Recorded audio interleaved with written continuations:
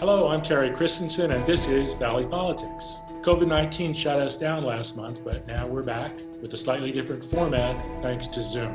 Today we'll catch up on the state of the county with Cindy Chavez, President of the Board of Supervisors. She'll give us an update on how the county's coping with the COVID-19 pandemic and on the outlook for the budget in the coming year. We'll also take a moment to remember former San Jose Mayor Susan Hammond, who passed away in March. That's what's coming up on Valley Politics.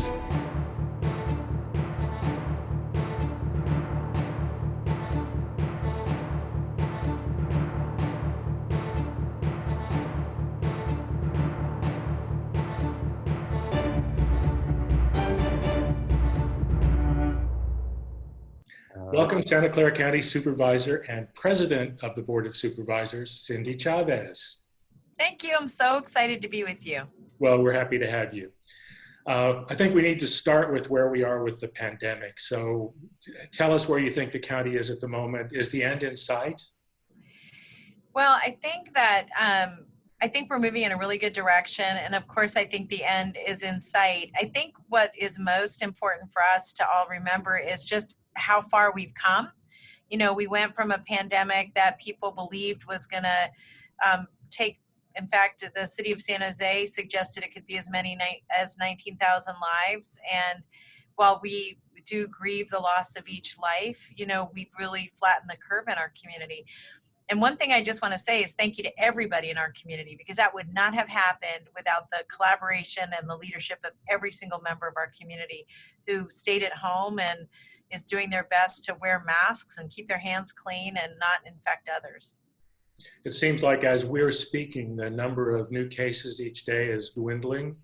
Generally, it's in the teens, I think. Yes, and that's, I think, also because of Dr. Cody's leadership and the leaders of the other public health departments in the 6 Bay Area counties that have been working together. I think their swift action literally saved lives. Well, actually, that was sort of my next question, and that was whether the county took action to deal with the pandemic soon enough. So clearly you think we did. Well, soon enough we'll know when we learn more in the future. I mean, from my experience, I feel like we moved really quickly, but I don't think we'll know for probably a very long time whether or not we could have done what we could have done better and how to do it better. Some counties are already breaking with the governor and starting to open up. Usually they're the more rural counties. What's Santa Clara County going to do? Are you going to stick with the guidelines? Are you going to stick with the regional approach? You know, one thing that many people don't know is that we are truly driven by the leadership of our public health officers.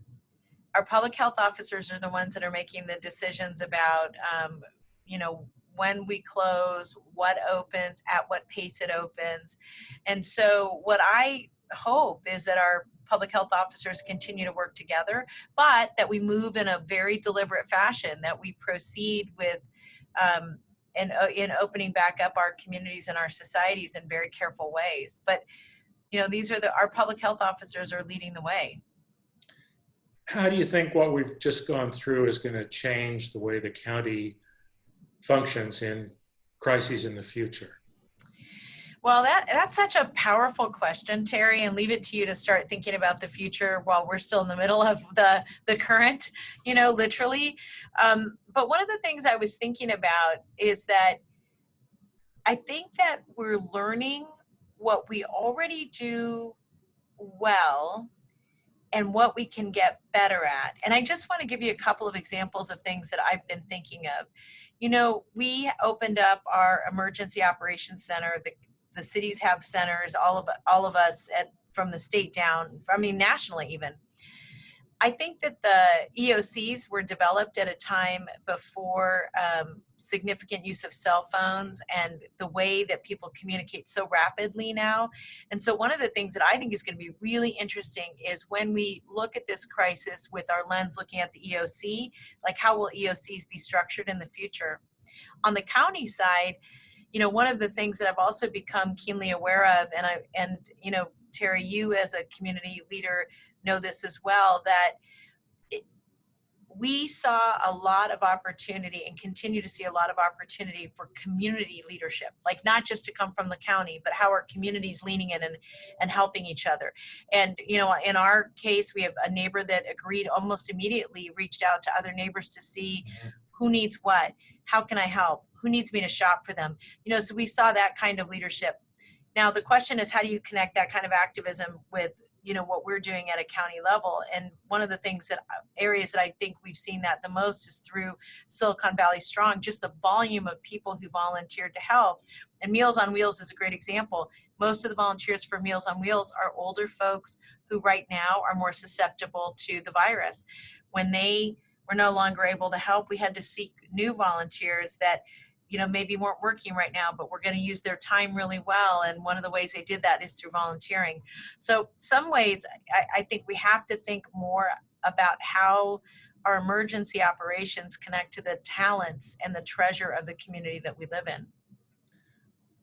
You as president of the board have really been in the spotlight through all this, and well, another term is on the hot seat.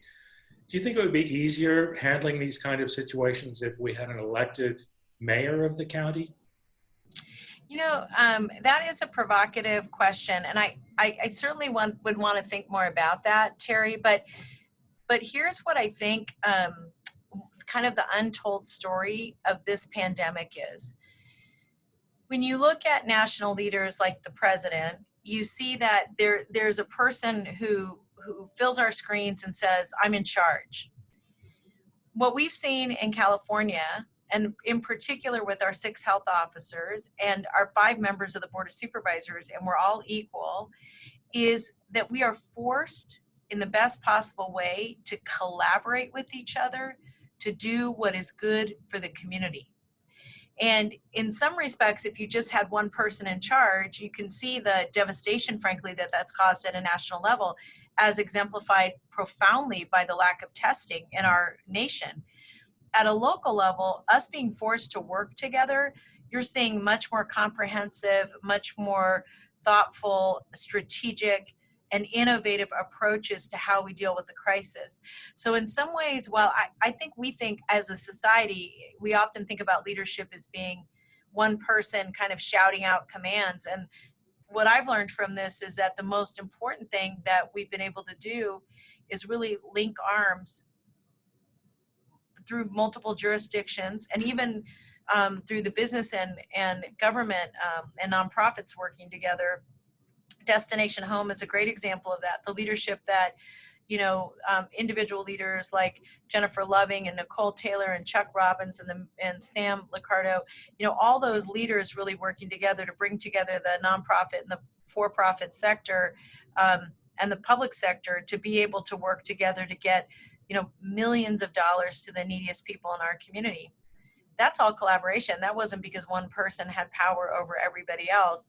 And like I said, I think it's forced us to be ruthlessly disciplined about bringing everybody along. And I don't know if you could do that if you just had one almighty powerful person. Well, that's a really interesting and a really good answer, and a really encouraging one for how we're governed here locally. We'll leave off with the COVID-19 pandemic just with one more question. Do you feel as a county leader, you've had the kind of support from the state and federal government that you need? From the federal government, no, not really, in part because there's a lot of opportunities that the federal government has had as levers that could really help us at a local level. I want to just distinguish that from the members of Congress and Senate who are really fighting for Californians. But I can't help but think that we would be so much further along if we had tests. And I want to I would come back and spend a minute talking about that. But when I look at the leaders like Anna Eshoo and Zoe Lofgren, and in particular because they were county supervisors, they have a much better sense of what we as counties need and what we do. And so, for example, you know, counties in the county of Santa Clara, had we not purchased St. Louis and O'Connor Hospital, we'd be down 2 hospitals during this crisis. 2, hundreds of beds, hundreds of doctors and nurses and staff that we would not have had access to for our community. So I look at that and I feel like the kind of support we're getting from the packages that are coming. I'd like more flexibility, and I'd certainly like more money for the counties. But I feel like we have a group of leaders who really understand that. But I cannot understate, or even overstate the importance of testing. And that missed opportunity is crippling our economy. Thank you for that. So let's go somewhere else now. Well, a little ways in a different direction anyway. So a couple of months ago, you delivered a very upbeat State of the County address. Among other things, you declared that the state of the county is bold. You said the county would do more and do it faster. And you said the county would do everything at once. Really confident, really optimistic, really upbeat. But where are we now? Has COVID-19 pulled the rug out from under those aspirations? Not even a little bit, because here's what happened.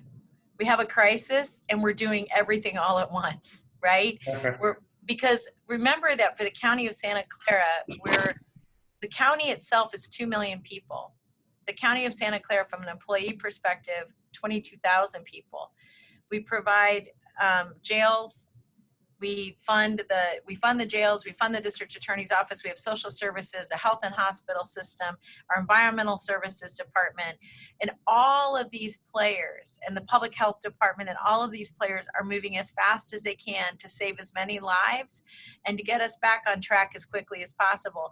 Oddly enough, I was thinking about that just the other day. I was thinking back on that speech, and in fact, pulled it out to take a look at what are we not able to do that I most wanted to do.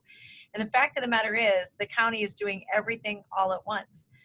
We're both continuing our operations and moving to protect the community from COVID-19. Are there some specific initiatives from that State of the County address that you still hope to achieve or that are actually in process? Well, that is such an important question, because remember that one of the big projects that we're working on is trying to build as much affordable housing as possible. We've continued to do that. We're not slowing down even a little bit, even through the crisis, and moving on that. Another thing that we were working on was building out the first Vietnamese American service center in the country. And that is a service center that is culturally and linguistically competent to the people in our community. We just did the topping off for that today. And every 2 weeks, as our board is meeting, while we're spending an awful lot of time on COVID-19, we have leaders in our organization that continue to try to work on those very significant issues. But here's another thing, Terry. I'll tell you that one thing that's really popped up for me is that I don't think I've always understood that we have this incredible gap between the haves and the have-nots. That's why I worked in the labor movement for as many years as I did and ran a think tank and all those things. But I did not fully appreciate how the digital divide just buries parts of our community. For every child right now that doesn't have a Chromebook and a hotspot, they're falling months and months and months behind in school. For people who were telling to go find a job, every job now, you have to apply for it online. We're telling people to go get your unemployment insurance and all of these other services. You really need access to the internet. So what I think is it's going to broaden the county's thinking about that. And what I'm hoping is that we're going to partner through the leadership of some of my colleagues, with the County Office of Education, to not only make Chromebooks available for children in school, but for telemedicine, to sign up for benefits, to sign up for classes, to take classes. I mean, this has really restructured the way I'm thinking about our approach on something that I find to be a basic right now. Okay, good points. We're going to take a little break now, Cindy, for a short video reminder that we all need to complete our census forms. So here it is. Let's take a look. Why does the 2020 census count to Santa Clara County? Housing, schools, roads, hospitals, and healthcare. And making sure our voices are heard in government. Remember, it takes just 10 minutes to complete a survey that will affect our communities for the next 10 years.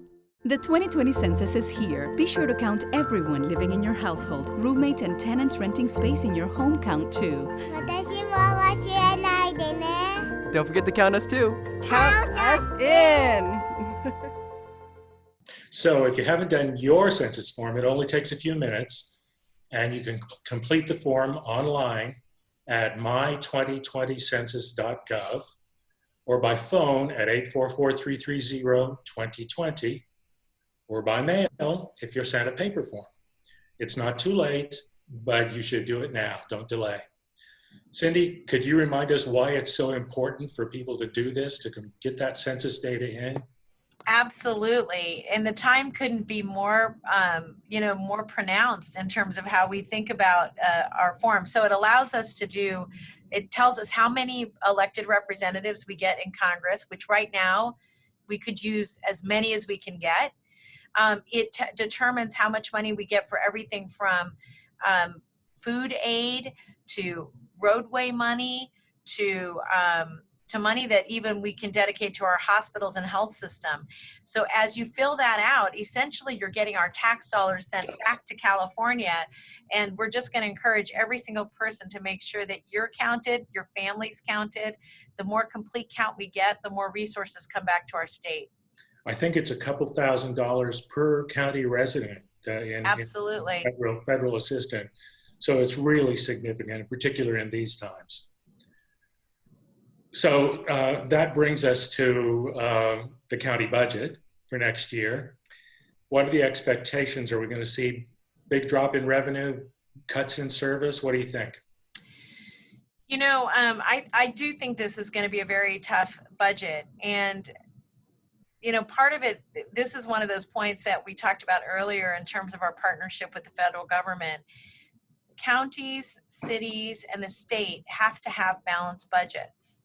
The only place that prints money is at the federal level, and we are really going to require them to take a look at the services that we provide that they deem are also most important. I just want to give you one example of that. With the CARES Act, with the last CARES Act, the way the money came to cities and counties, what it essentially said is you can only use this money for services that are over and above your budget.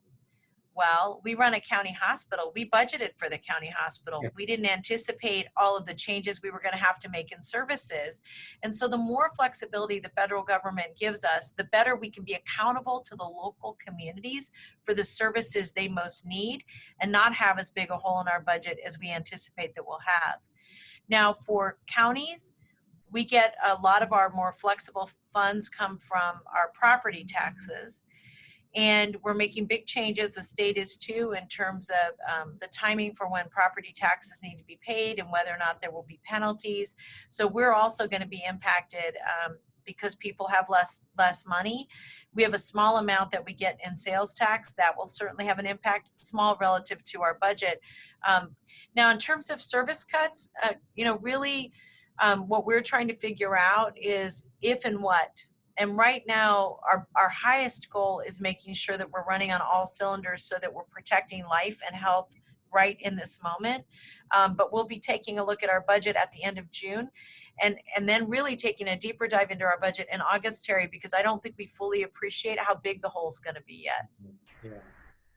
Well, Cindy, you're also chair of the board of directors of the Valley Transit Authority, Valley Transit Agency, or VTA. So what do you think is the likely impact of the pandemic on transit in general, on ridership, and really on the future of transit in the Valley? That's a really excellent question. And, we're all sort of trying to figure that out, but let me just give you a couple of perspectives on that. One is that I think that there are a lot of people who are looking outside and saying, wow, the air is clean, and when the sun set, it's not like orange pollution fire. It's beautiful. We have, people particularly who have asthma or other kinds of challenges like that right now they're looking around saying, wow, this is a whole different world. And there are three reasons for that. One is that we have so many people working from home that traffic's dropped 70%. Two is that for the people who are working remotely, And even if you're not, that we're limiting the number of trips we're taking in our cars. You know, in the neighborhood, Terry, that you and I live in, we see lots of people riding their bikes and walking more than I've ever seen in the time that I've lived there.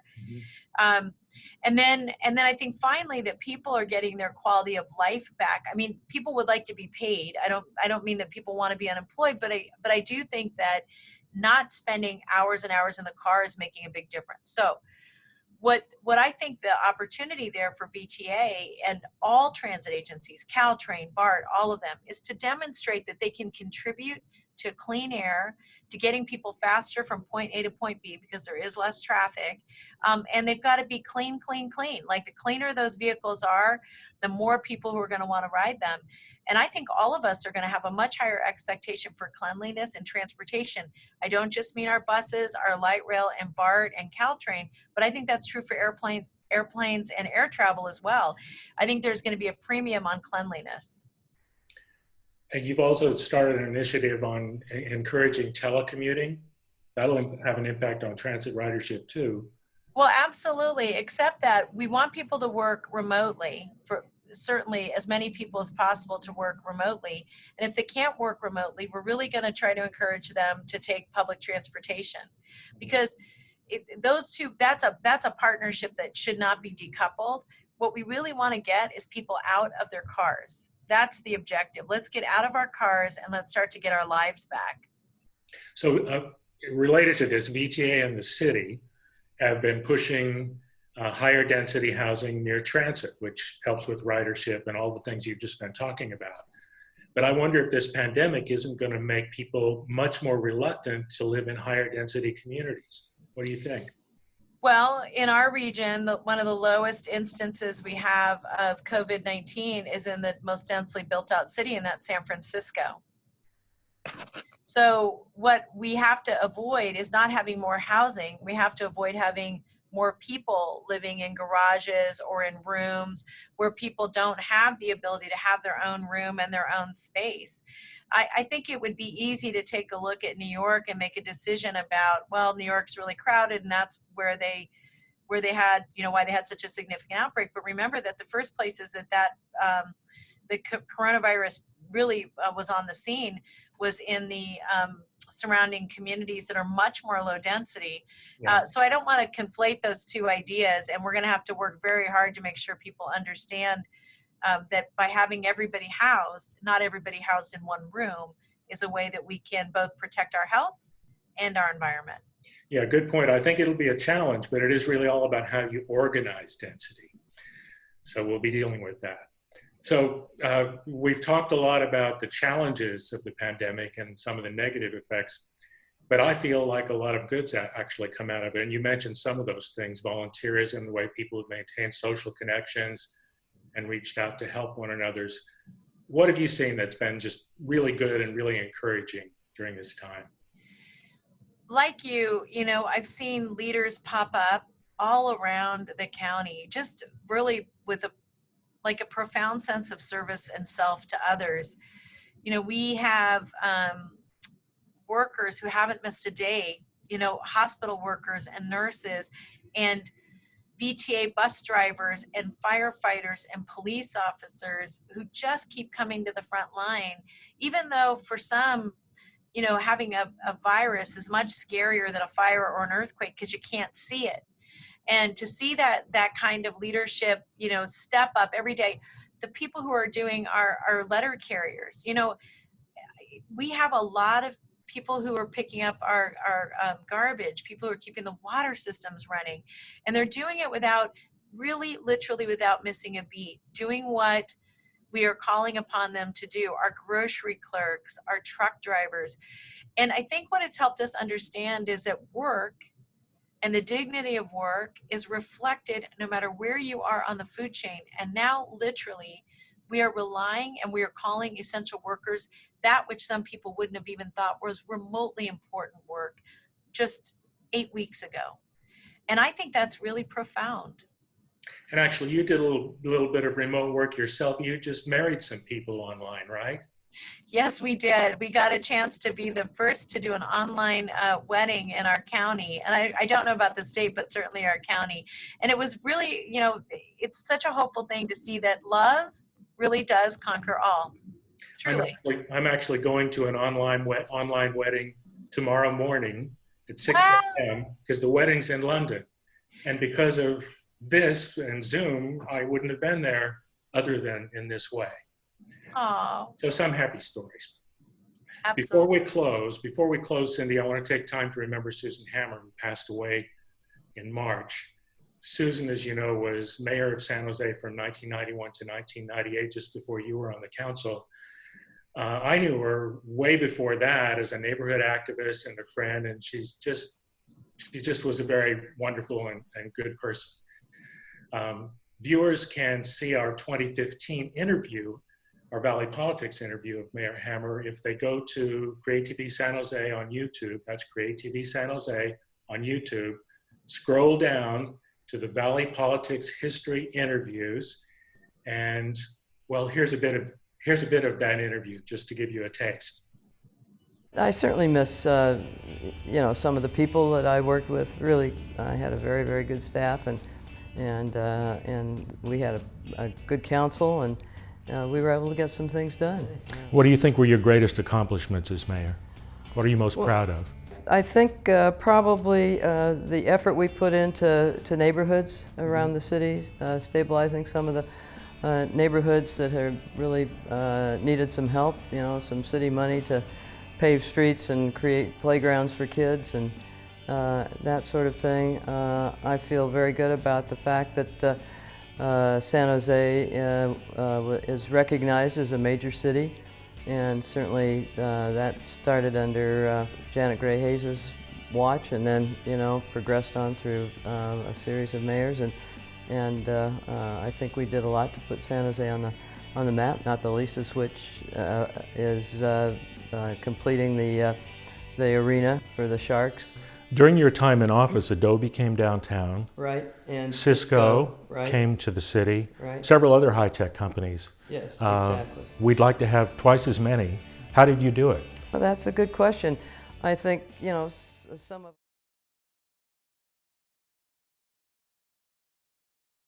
So Cindy, what are your memories of Mayor Hammer?